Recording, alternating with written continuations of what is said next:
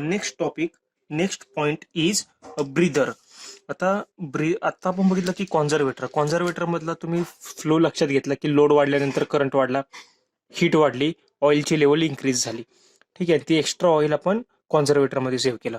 परंतु ब्रीदर हा जो डिव्हाइस आपण यूज करतो ब्रीदर, तर हा एक one of the most important आहे. कारण की जसं आपले ह्युमन बॉडीमध्ये जसं हार्ट असतं तसं ट्रान्सफॉर्मरचं हार्ट याला ब्रीदरला बोललं जातं. म्हणजे आपण कशी हवा ऑक्सिजन आतमध्ये घेतो, कार्बन डायऑक्साईड बाहेर सोडतो, त्याचप्रमाणे ब्रीदर फंक्शन करतो ट्रान्सफॉर्मरसाठी. की तो काय करतो, जसं आपण बघितलं की नॉर्मल कंडिशनला काय होतं की लोड आपला ट्रान्सफॉर्मरचा वाढतो. लोड वाढल्यानंतर काय होतं की करंट वाढतो. करंट वाढल्यामुळे हीट वाढते. हीट वाढल्यामुळे ऑइलची लेवल इन्क्रीज होते. मग तुम्ही जसं बघितलं या टँकमध्ये जशी ऑइलची लेवल इन्क्रीज व्हायला लागली, ते काय होतं की ट्रान्सफॉर्मर नाही का ब्रीथ करायला लागतो. ट्रान्सफॉर्मर ब्रीथ करतो म्हणजे नक्की काय करतो ते तुम्हाला सांगतो. की काय करतो, जसं ऑइल आपलं गरम व्हायला लागतं, ऑइलची लेवल वाढायला लागते. मग आपल्याला आपलं मेन एम काय की ते आपल्याला ऑइल कूल करायचंय. ठीक आहे, त्यामुळे आपण काय करतो की आपण मेन फंक्शन आपण काय करणार, एखादी वस्तू जर गरम झाली तर ती गार करण्यासाठी आपण त्याच्यावर गार हवेचा हे करतो. मग ट्रान्सफॉर्मर काय करतो की ब्रीथ इन करतो, की तो बाहेरनं हवा आतमध्ये घ्यायचं काम करतो. आलं लक्षात, तो काय करतो बाहेरून हवा आतमध्ये घेण्याचं काम करतो आणि ती गार जी हवा आहे ती ऑइलला कूल करण्याचं काम करते आणि ऑइलची लेवल मेंटेन राहते. म्हणजे काय होतं की जशी जशी ट्रान्सफॉर्मरची ऑइलची लेवल वाढायला लागते, ट्रान्सफॉर्मर काय करतो बाहेरून जास्त गार हवा आतमध्ये कूल हवा म्हणजे एअर असते ना, कूल एअर ती आतमध्ये घेण्याचा प्रयत्न करते, की जेणेकरून काय होईल, ती कूल एअर या ऑइलला थंड करेल आणि ऑइलची लेवल कमी होईल. ठीक आहे, ऑइलची लेवल कमी म्हणजे लेवल ऑफ ऑइल आपली मेंटेन राहील, ऑइल आपलं कूल होईल आणि level of oil goes down, air हे त्याचं मेन फंक्शन आहे.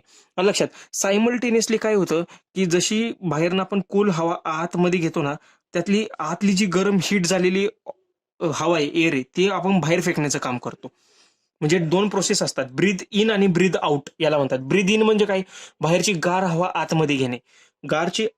बाहेरची गार हवा जेव्हा आपण आतमध्ये घेतो, आतलं जे ट्रान्सफॉर्मर गरम झालंय ना, त्यामुळे ती एअर स्वतः गरम होणार आणि ती एअर गरम होऊन ती एअर ट्रान्सफॉर्मरच्या टँकच्या बाहेर फेकली जाते.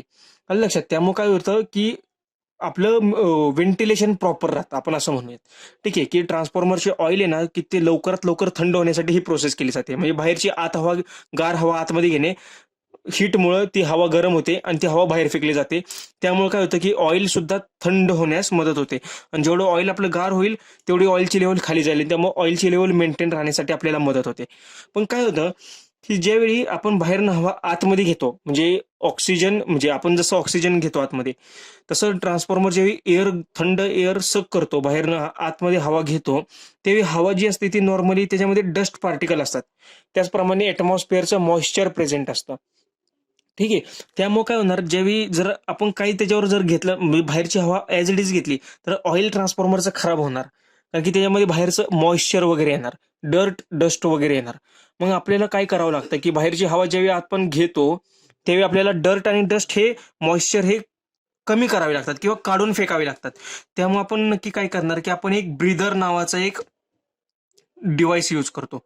ब्रीदरमध्ये आपण सिलिका जेल नावाचं जो हे असतो, जेल असतं, ते जेल आपण यूज करतो. आलं लक्षात.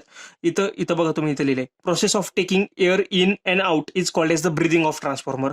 आणि एअर कंटेंटमध्ये काय असतं, एअरमध्ये कंटेंट्स काय काय असतात, मॉइश्चर असतं, डर्ट वगैरे, म्हणजे जे सराउंडिंग पार्टिकल्स असतात ते एअरच्या क्वालिटीला खराब करतात आणि एअरची क्वालिटी खराब झाली की ऑटोमॅटिकली ऑइलची क्वालिटी खराब होणार.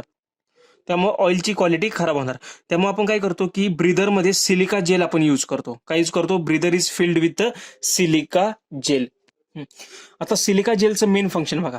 The main function of silica gel to separate moisture from air. जी एअर आपण आतमध्ये घेणार आहे त्या एअर पासून सर्व मॉइश्चर आपण आधी काढलं पाहिजे. त्यातले डस्ट पार्टिकल्स वगैरे रिमूव्ह करण्याचं काम सिलिका जेल करतं. आणि त्यामुळे काय होतं, आता एअर जर आपण आतमध्ये घेणारी एअर जर गुड क्वालिटीची असेल तर ऑइलची लेवल मेंटेन ऑइलची क्वालिटी सुद्धा चांगली राहते. नाहीतर जर आतमध्ये घेणारी हवा जर लो क्वालिटीची असेल, त्याच्यामध्ये मॉइश्चर जास्त असेल, तर ऑइल पण लवकर खराब होणार आपलं. ठीक आहे. त्यामुळे ट्रान्सफॉर्मरला रिप्लेसमेंट वगैरे करावी लागते. त्यामुळे जर आपण घेताना जर एअर जर गुड क्वालिटीची घेतली, मॉइश्चर वगैरे एअर डस्ट जर रिमूव्ह केलेली घेतली, तर ऑइलची लेवल सुद्धा क्वालिटी सुद्धा गुड राहते. आलं लक्षात. तर हे सिलिका जेलचं फंक्शन आहे. आणि एक्झाममध्ये हेही विचारतात की त्याचा कलर कोणता असतो. तर सिलिका जेलचा कलर असतो ब्ल्यू. जेव्हा आपण नवीन घेतो ना, नवीन सिलिका जेल जेव्हा आपण भरतो त्यामध्ये ब्रीदरमध्ये, त्यावेळी त्याचा कलर असतो ब्ल्यू फ्रेश असताना. आणि जेव्हा आपण यूज करणार ओव्हर टाइम यूज करून करून जेव्हा ते सिलिका जेल खराब व्हायला लागतं, त्यावेळी त्याचा कलर होतो पिंक.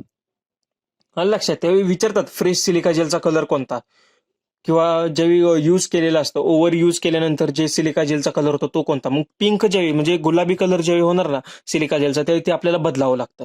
असं असतं. ठीक आहे. आणि हे झालं आपण जे बघितलं ते सिलिका जेल आणि ब्रिदरचं.